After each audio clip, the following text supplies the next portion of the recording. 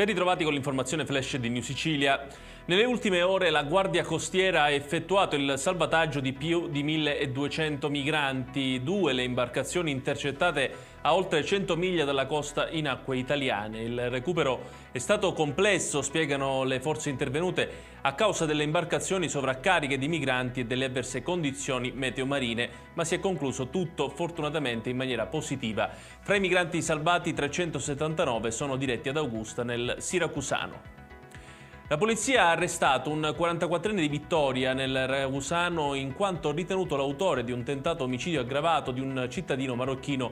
I fatti risalgono al pomeriggio di martedì 7 marzo, quando la vittima è stata colpita da un'arma da fuoco durante una violenta lite con il proprio vicino di casa.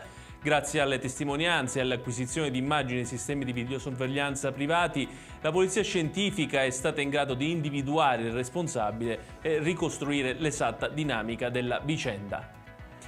Durante la partenza da Palermo verso Tunisi della nave Catania della Grimaldi, 3 marinai sono rimasti feriti mentre spostavano delle lastre di metallo. Uno dei lavoratori è stato colpito da una barra di ferro alla gamba, il che ha richiesto l'intervento dei vigili del fuoco per rimuoverla, mentre gli altri 2 hanno riportato delle fratture. I soggetti coinvolti sono stati trasportati in ospedale dai sanitari del 118. La Capitaneria di Porto e i funzionari dell'ASP stanno conducendo attualmente le indagini sull'incidente.